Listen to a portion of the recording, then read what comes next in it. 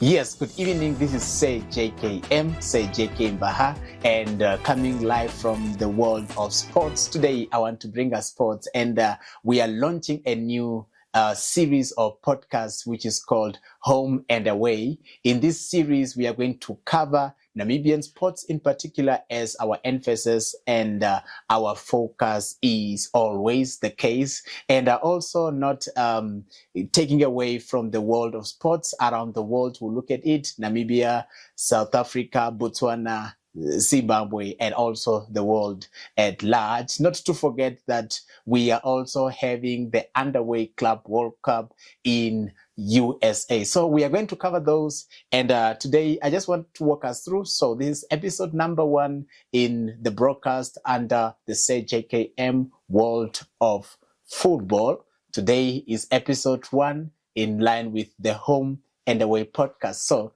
let us get into it without wasting any time. So we all know that the Region 5 games are underway in Namibia, both in Swakopmund and also here in Windhoek. So we are not going to waste any time, but we'll look at some exciting news about the Region 5. So I will look into football in particular. I will cover football in particular in Region 5. We had the, tomorrow we are having the live, or let me say, the finals of the football. Girls under 20, Namibia, in Namibia, South Africa, both teams, the female and the male, are through to the finals, which is really a great thing to see. So South Africa will be up against Zambia at 11 o'clock in Windhoek, Namibia, while South Africa, the male team, will be up against Malawi. And Malawi are really doing well. There are a lot of players, upcoming players, that are having the game at the best of it. And all these games will be playing at the UNAM Stadium tomorrow, Sunday, in Windhoek, Namibia. And also these games will be aired live on the COSAFA television, live on YouTube. And the other thing that I want us to cover is that is now at home. And also at home, I mean, we also cover our players that are out of the country. We'll cover them at home. And the other news will be away, which does not regard Namibian players. We are looking at Shidolo. Shidolo had a good season in Botswana, but now he's going to Zimbabwe. He was supposed to be signed by Galaxy, but Galaxy delayed to speak to him, and they delayed to have his signature on paper. But Scotland in Zimbabwe did not waste any time, but take the Namibian, take him seriously, and they have signed him. He is now in Zimbabwe. That is Shidolo. The other player that I would speak on is Bakonja Shahikika. Bakonja Shahikika had a very exciting season with African Stars, third time in a row winning the Namibian Premiership, Depth Marine Premiership. African Stars have proven in and out that they are at the top of their game and they are dominating the Namibian Premier League, having won it 3 times in a row. So Bakonja Shahikika was the top goal scorer of the season, best player of the season, best young player, and you name it, what you want to name about Bakonja Shahikika. He really had a good season, and there were some speculations that he is going to South Africa, to the Richard Bay, but Richard Bay delayed to put pen or to give him an offer. The Malumo Gallants did not waste any time, but have negotiations underway, took his signature and gave him a 2-year deal. So Bakonja Shahikika, he is officially a Malumo Gallatin player in South Africa.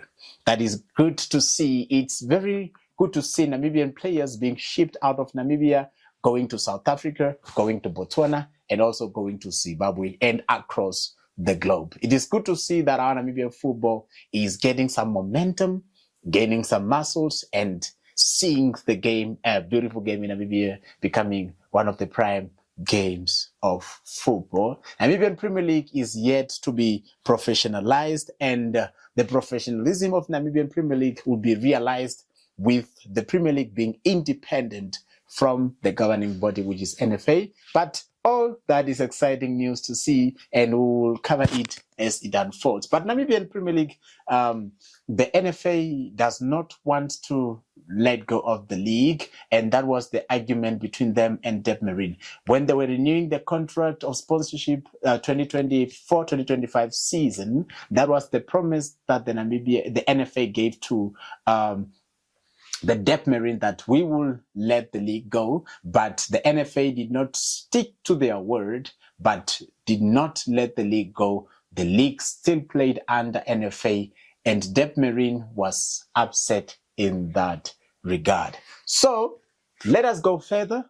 Let us dive into more of this news. Let us see what else to cover on this episode. Still at home, African Stars are back at CAF, and they are looking at taking the Hage Geingob Stadium as their home ground.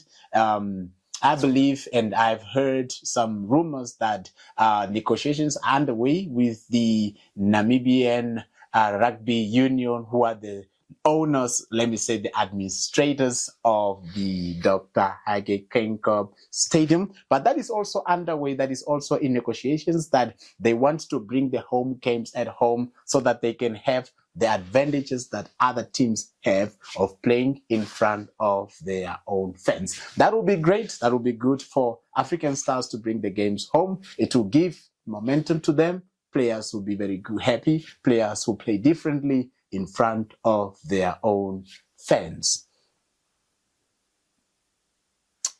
The CAF have to approve that stadium. It has to go underway and go through the process of being accredited or being approved by CAF for African Stars to have their games here at home.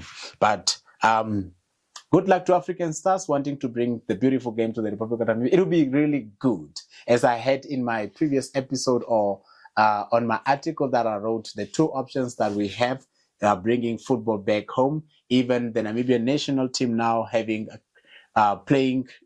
taking their games to Francistown in Botswana. That is really good. But we want the games back at home. There are two options that can be realized before the Independence Stadium is rebuilt, which is fixing the Sam Nujoma Stadium or upgrading the Dr. Hage Geingob Stadium to meet CAF and FIFA standards. But what stood out for me, or what is the very first deal is really good for NFA, African Stars, and the city of Windhoek to speak to each other, have the stadium renovated, or let me rather say, take out the artificial grass, put in a turf, natural turf grass, that the games will be back at home. Away now from Namibian football, Africa, and even beyond the borders.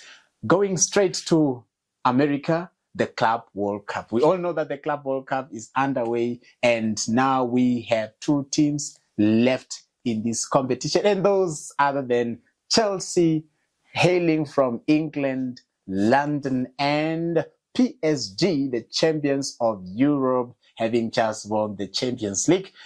PSG are playing up against Chelsea tomorrow in USA, New Jersey to be specific. It will be a beautiful game. Everyone is hyped about the game. Dembele and